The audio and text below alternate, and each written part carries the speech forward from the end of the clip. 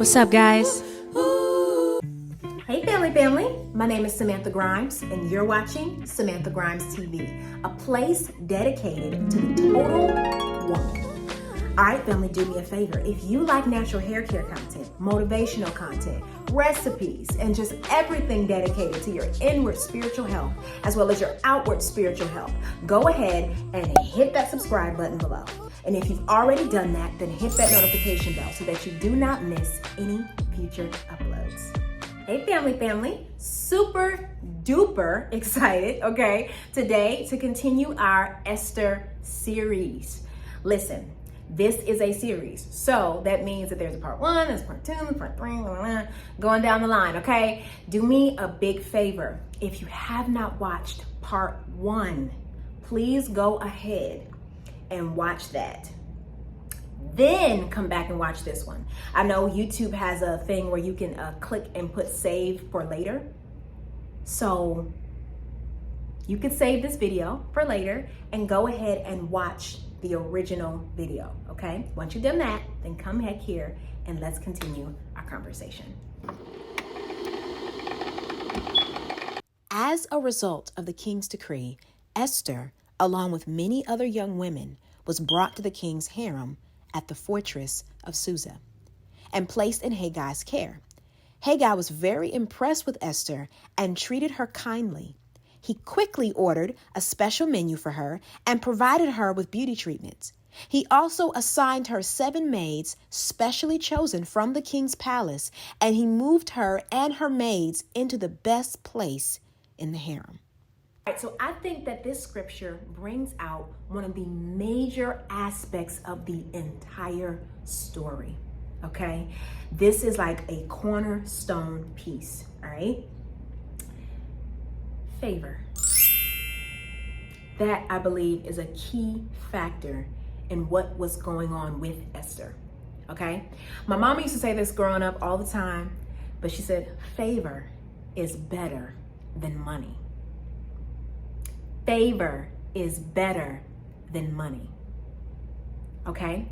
Esther in our story was divinely favored. See, many times when we look in the scriptures concerning this woman, we look at her, I mean, I often heard this was almost like the pretty woman Bible story. And yes, she was very beautiful, but so was all the other women in the harem. God made women very beautiful. That is very normal. But what set Esther apart was a favor placed upon her life. Favor is better than money. Favor will get you in doors that you can't figure out how you got there.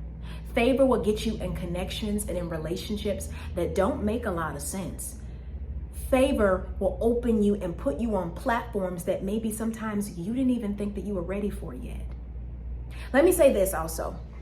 The thing about favor is not about a popularity contest, okay? Many times people want favor or hear the concept of favor and they think everybody that is around me is going to favor me.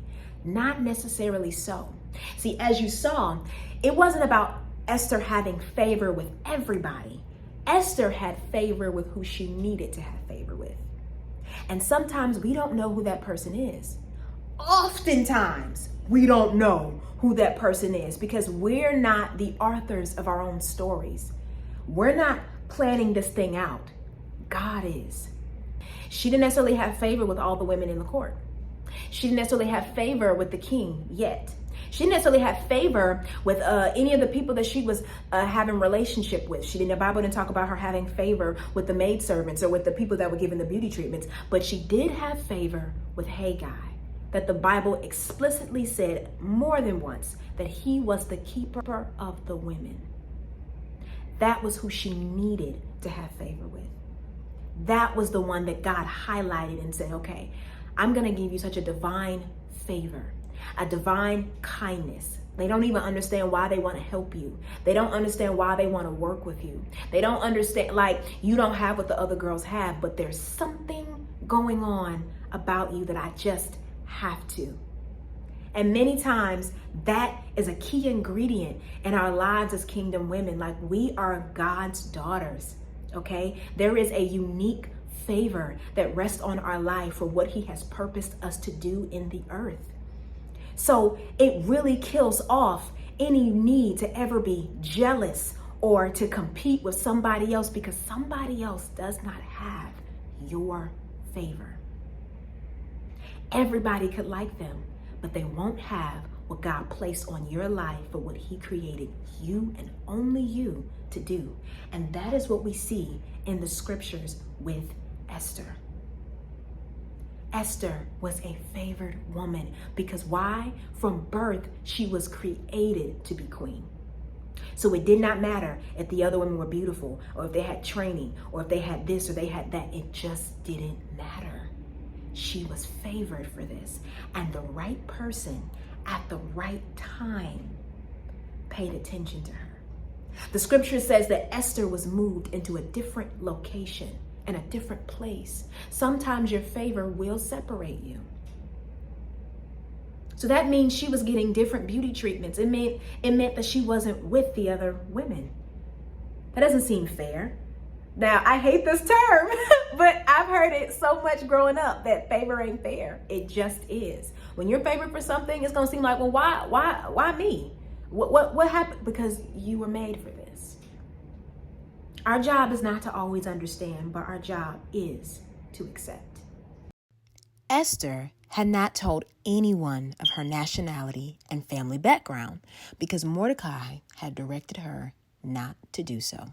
This point, I think, is so major in the lives of kingdom women, okay?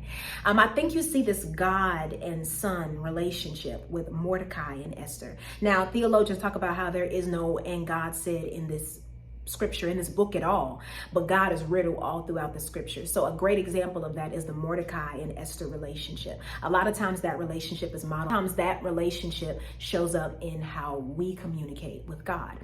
But he gave her some of the best advice, the best wise counsel.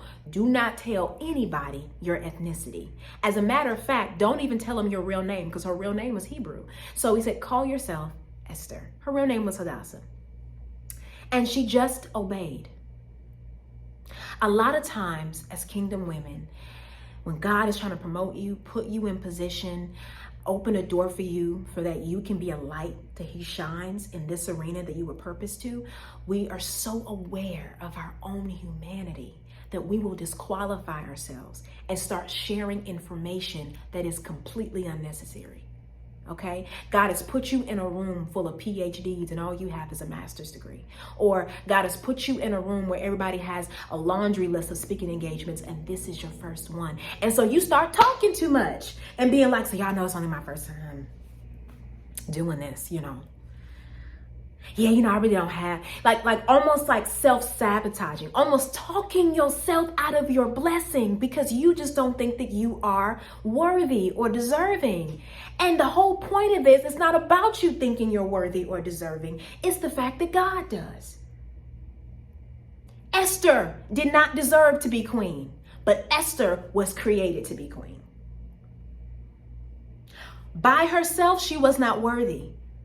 But by the goodness and grace of God, she was more than worthy. So when she went in there, she had to hush and let God's plan unfold. That is such a major key for us. When God is trying to plan out your story, matter of fact, not even trying to plan out, your life's already planned out. When it's time for you to walk out that plan and that purpose and that thing and that arena and that place that you were created for such a time as this, understand, God's going to make sure you have everything that you need, not everything you think that you need. Esther did something that's going to save many of our lives. She hushed. She didn't say anything. She was favored. Not one time did she go to the scriptures share that she was talking to Haggai and said, well, I'm really a Hebrew. She said nothing. She sat there like all the other girls. She didn't wear something. She didn't overcompensate. She just was there because what was for her, man, it just did not matter. I keep saying this, y'all, favor. You just, when you're made for something, listen, it's going to plan out. If you just follow the plan and the purpose and the voice of God, it's going to work out. You don't need to do anything except what he tells you to do. And so sometimes God's greatest instruction to us is, shh, I'm working. When it was Esther's turn to go to the king, she accepted the advice of Haggai, the eunuch in charge of the harem. She asked for nothing except what he suggested, and she was admired by everyone who saw her. And this, is pointed out a lot, but I have a completely different revelation and perspective I think God really wants us to see in this. I'm confident, based upon the context clues in our story, that Esther was the very first person to not have her own plan of how she was going to get the king. The scripture says that the women could take anything that they wanted. I'm sure all of them had a plan and say, okay, I know this is my color, or I know that this works for me. So I'm going to cling to what I know works, or what I know I should do to get what it is that I want. But you got to understand, many times when it's time to go to that next level, and it's time to go to that next place with the Lord, you're doing something brand new. You understand, she comes from poverty. What she probably thought was fancy or nice or tasteful was from through the lens of a povertyistic mindset. She didn't understand this level yet. So she didn't go into it trying to do what's always worked. She had to let go of those comfort zones and cling to this new place. He says, hey, you can pick whatever you want to take in there with the king. And she had to have an honest moment and say, you know what? I have no idea, because what I think is good is coming from a place that I'm not anymore, an old movement. Now I got to go into the new movement. So you tell me.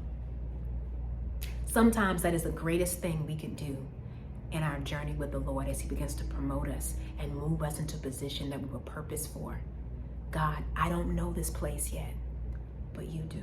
So you tell me what I need to say and what I don't need to say. You tell me what I need to do. I'm completely willing to let go of everything that I thought that I needed in this new place and cling to what it is that you say. It was the most wise thing in the world, because what was Haggai? The keeper of the women. Who spent the most time with the king? Haggai.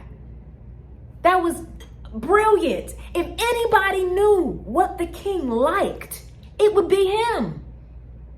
But a lot of times we get in our own way.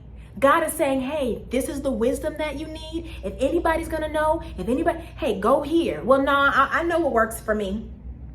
I know my color. I know, not here. Not here. I think this was a great moment. She was humble enough at this point of the process, probably one of the most nerve-wracking parts of the process, because at this point, the king is going to make a decision. This was a make or break moment for Esther. This is the moment that many of us run back to what we're comfortable with and what we know. And she said, no, you decide for me. I don't know this place. I don't know what he likes. I'm not even going to play myself. That wisdom, that submission, and that obedience to his leadership of a Haggai. He wasn't even saved. Imagine the amount of submission and obedience now she has the potential to have towards the king, and above all, towards the plan of God. A lot of times our freedom, our ability to go to that next place with God and to excel is our ability to just say, you know what, I'm willing to let go of whatever it is I need to let go of that is keeping me there when you want to take me here. Family, thank you so much for watching. Do me a favor, like this video, as well as hit the like button, the comment button, and the subscribe button. Listen, family, if you would like to book a session with me one-on-one, visit my website at www.sgls.info, as well as if you would like to see me talk about something very specific on this channel that you see is within my niche, or it may not be in my niche, but I might be open to it, then do me a favor and write it in the comment section below, as well as you can write me on social media. If you are interested in following me on social media or just becoming a part of any type of community that I have to offer, then do me a favor and follow the pages that are on the clip right behind this.